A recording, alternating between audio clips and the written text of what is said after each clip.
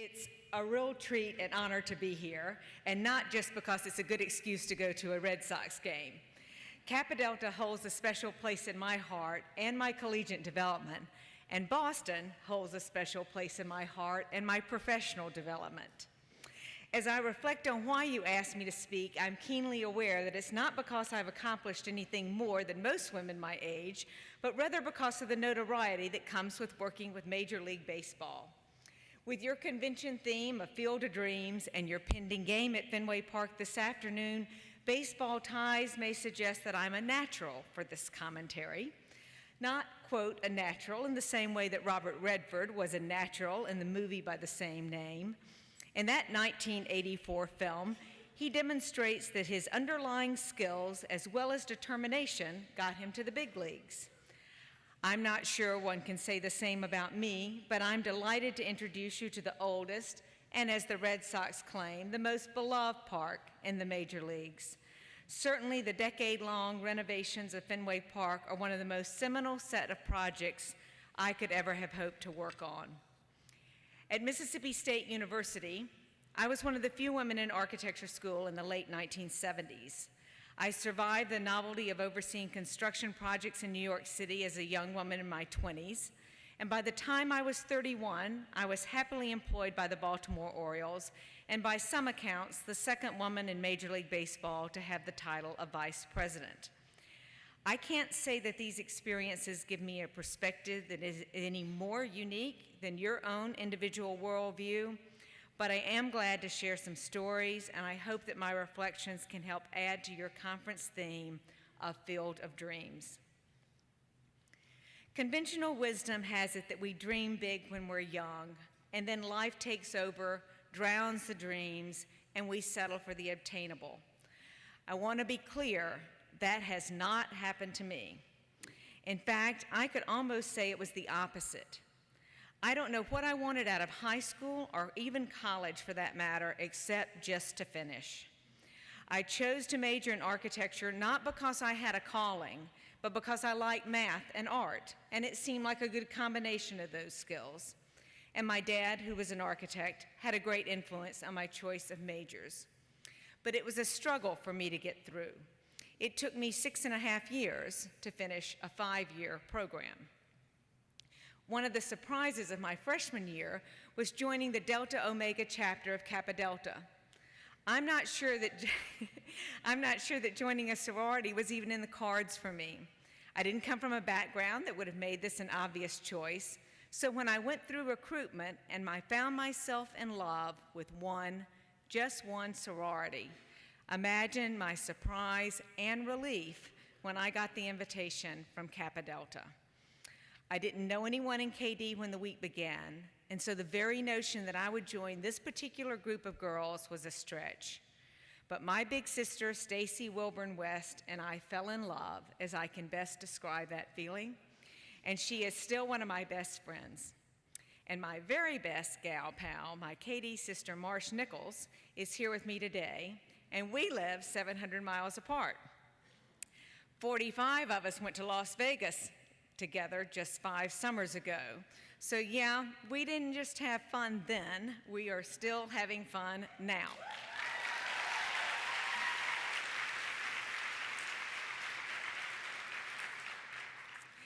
More to the point though, Kappa Delta gave me a counterpoint to the pressure of architecture school. It was freeing to be with women. It was freeing to know that we were sisters, and the judgmental nature of humans was set aside for a moment as we shared the bond of being together.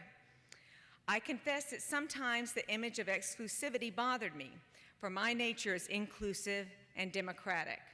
But I loved it, and it gave me strength and confidence and a safe haven.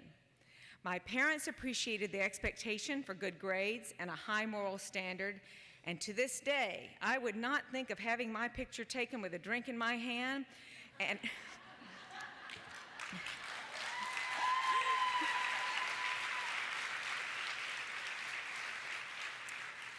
if smoking weren't a health hazard, I would remember that ladies do not stand and smoke, we sit.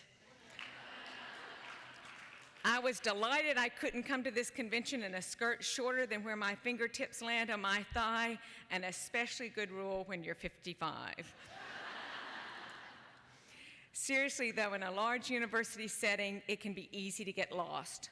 So between the subset of Kappa Delta and the subset of architecture school, I had a balanced life and a very real support group. I liked that we went to church as a group, we did charitable works as a group, and we studied as a group. Katie taught a discipline and a way of living that encouraged having fun while maintaining a strict standard of both behavior and academic success. Those requirements have guided me for more than 3 decades now. Because each step of my college journey required taking a risk, the risk of throwing all my cards into joining a sorority of girls who didn't know me, the risk of choosing a line of study that was grueling, I think I just felt that I could not fail. Now, I'm not sure what I would have defined as success, not in my 20s, but I could define failure. So I was determined to complete what I had started and to meet the expectations of those around me. And as my confidence in myself grew, I realized I could do more than meet expectations. I could make dreams come true. 10 years after graduating, and after working on revitalization projects in New York and Los Angeles, I had this bright idea that I would write a letter to the Baltimore Orioles president and offer my services to oversee the development of their new downtown baseball park. Now remember, I had no sports experience, but that's exactly why Larry Lucchino, now president of the Boston Red Sox, hired me. He and the Maryland Stadium Authority had a talented firm in HOK doing the sports architecture, and their goal was to create a ballpark for Baltimore that would intertwine itself with downtown, much in the same way that Ebbets Field in Brooklyn, Wrigley Field in Chicago, or Fenway Park here in Boston are embedded in their neighborhoods. And what I love about my job is not what it may seem on the surface. Most people probably assume that baseball is the draw, but I think of myself as an urban planner, and the city context is a thing of interest to me. The reason I sought out the position with the Orioles was that it was a chance to bring more people downtown and to grow the inner city. And almost 10 years after Camden Yards opened, and after I'd worked on Atlanta's Olympic Stadium and its transformation to Turner Field, I got a call from my former boss at the Orioles. Larry was a part of a group that was bidding to buy the Boston Red Sox. And the distinction for their proposal was that unlike the owners of the club or the 3 other bidding groups, they wanted to save Fenway Park, not tear it down. Fenway Park is the oldest park in the major leagues. Constructed in 1912, it had long been a candidate for replacement. Somehow, it had survived the multi-purpose concrete stadium era, the 1960s and 70s, and in spite of governmental support, the team had not gotten traction for a new Fenway Park during the so-called retro park era that spawned Camden Yards in Baltimore, Jacobs Field in Cleveland, PNC Park in Pittsburgh, Petco Park in San Diego, Coors Field in Denver, AT&T Park in San Francisco, and a dozen other similar venues. I was thrilled with the assignment here in Boston, and honestly, it felt like we were pulling Fenway Park back from the brink of disaster. It had never felt right to me that the very ballpark that had been a model for the popular new stadiums was slated for demolition. In fact, the park itself plays a prominent role in the movie The Field of Dreams. With the support of a band of baseball enthusiasts, preservationists, and community advocates, we moved methodically toward a series of improvements that over the course of a decade resulted in a renovated Fenway Park. Time was on our side. As Fenway's future had waved in the winds during the 1990s, ballparks were getting smaller and smaller. Fenway Park had only 33,000 seats to begin with, so you can see how the goal in 1980 of obtaining 50,000 seats had seemed elusive, whereas a decade later, a goal of 40,000 seemed not so far away.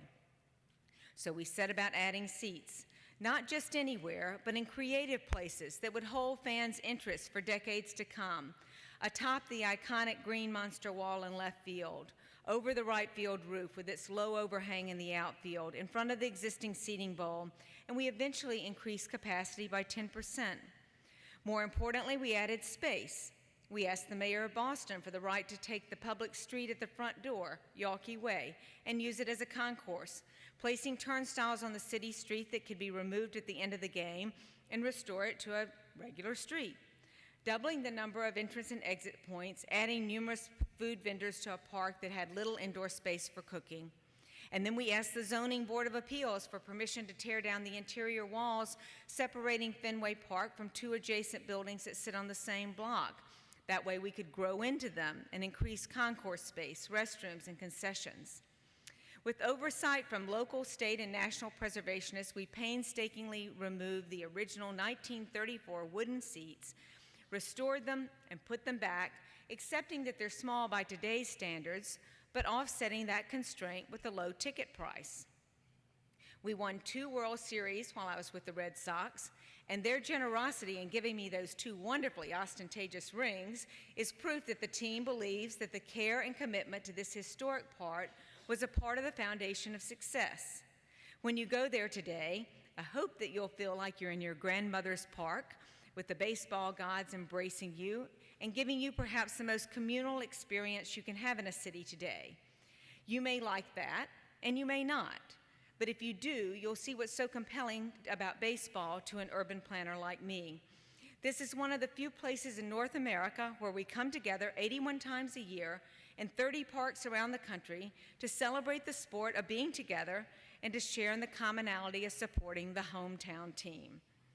Many predicted the demise of this tradition as television and social media take a broader place in our lives. But we are inherently social creatures, and James Earl Jones is still right, as he says in the movie, The Field of Dreams, if you build it, they will come. We don't want to lead solitary lives surrounded by our gadgets and our friends in cyberspace, no matter how many people we can communicate with at once. We like the sense of being with other people, and that brings me back to KD. Kappa Delta was most meaningful to me in college, and I readily confess between the time I give my job with the Los Angeles Dodgers, which I love, and my beautiful supportive family, my husband Bart Harvey, and my 3 teenage children, Bart, Nellie, who's here with me today, and Jack, who I love more than the job, I don't participate actively in nearly as many other outside activities as others, but I am impressed with all that Kappa Delta does to support women, give them opportunities, and advocate for those who've been suffered from indignities to tragedies. Mostly from KD, I think I learned to dream. Maybe all those times that I was told dreams will come true sunk in. Maybe all those emeralds and diamonds for me morphed into the ultimate diamond, as in the one for the baseball field with its emerald green grass. Maybe my KD sisters inspired me and supported me in more ways than I could appreciate in school. Whatever happened, the best part for me is that those gals are still my best friends. And with that, I'll take a few questions, and then Marsh and I need to be off so we don't miss the first pitch or seeing Beth on the field during the pregame ceremony. Thank you.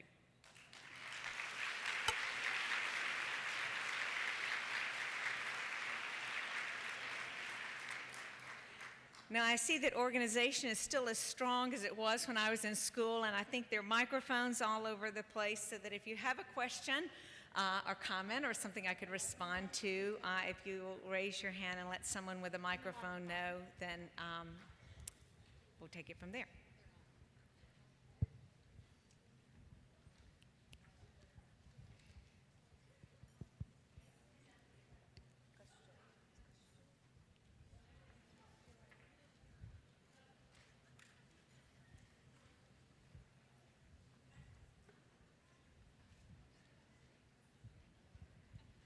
Thank you. I'm wondering, I understand your job as an architect, but could you clarify for us as a vice president what you do for the organization? Sure, I can. And it's a good question because my training is as an architect and urban planner, but my job is to orchestrate the work of architects, planners, construction, and I enjoy the fact that I do everything from help select a site for development put the team together to do the architectural drawings, get them permitted, get buy-in from the various governmental agencies, people who use the facility. Many of the people that you probably worked with at the Red Sox to organize your day-to-day had a lot of input into the design of the things that we did at Fenway, because ultimately you're designing things for the end users. Maybe one of the things that's most fun about working on an old park is you've got these season ticket holders who've been there for decades and decades, and they can always give you lots of good input.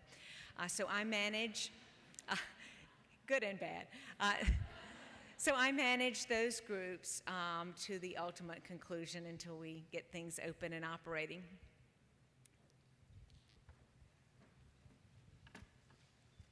Hi, my name is Sarah Stevenson, Sigma Psi alum from North Dakota State. And knowing that urban planning, and especially when you deal with sports venues, how do you deal with working in a predominantly male field? Well, you know, I get that question a lot, and it sounds like the funniest answer in the world, but I don't know any different. You know, I don't know any different. I've always been a woman, and the avenues that I've chosen have been predominantly men. You know, architecture school originally was predominantly men. I think it's evened out over the decades. Whether you look at my work as being sports, architecture, or construction, there are more men than women. And I think it puts a little extra pressure on you to know your stuff. But I do think that at the same time that you sometimes feel like the spotlight is on you, and maybe you're held to a higher standard when you can meet that since you're in the spotlight. I think it gives you, it just gives you a good feeling that it's not about the gender, it's about the command of information and the ability to make decisions and the confidence to work with the team and to get that team moving toward a common goal. And I think those are traits that women bring into management that maybe we're more skilled at than men, or more, maybe not more skilled, but more practiced at. I think there's still a traditional breakdown of gender expectations, and I think women tend to do more organizational stuff, and that's transferred well into my professional work. Hello, my name is Margaret Groh. I just had a quick question. How did Kappa Delta give you the confidence to work in that environment? You said that you don't know really any better, but did Kappa Delta ever give you that extra boost? Well, I think that it did, absolutely. I think that a university setting as large as Mississippi State is could have been an easy place to get lost. And I think having 60 gals around me that were sort of constantly pulling for you was just a good feeling. You know, when you have people pulling for you, it's just a good feeling. And there was I had one other sorority sister, Donna Massey Kantak, who was also in architecture. And I think Katie's sisters really understood that we had bitten off a really tough and unusual assignment. Architecture is something that you often study in graduate school, and having chosen to do it as undergrads, we were thrown right into physics and statistics and stuff that I still makes my head spin to think about some of those classes. And I think they just simply supported what was a really challenging, and so when I said you didn't fail, some of that was because you had people around you who were so supportive. Same was true with my career. You know, I think even now I can't tell you how many emails and notes I get from my Katie sisters expressing enthusiasm for whatever job I've taken next, and it's just a good feeling. I guess we all thrive on good feelings, so there's a correlation there. I can't see hands, so I'm going to have to rely on somebody else to figure out who's up next. I always love it when they restore older buildings. There always seems to be something secret that's found, or a surprise. Was there anything that was found in Fenway as you're tearing things apart, or a unique piece of history that you found or discovered that maybe was not found before? There were, whether or not this would ring your bell is sort of what's up to you, but we found an original set of drawings in the basement, and that was pretty amazing. Fenway Park was built in 1912 and went through a major renovation in 34, and we found the original set of 1934 drawings. And one thing I enjoyed about working for the Red Sox is they appreciated that, and we sent those drawings off, and for a mere $200,000, had them lovingly restored and put into a humidity-proof environment at Harvard. It just happens to be at Harvard, but because they had the right kind of facilities. So that was probably the most valuable thing we found.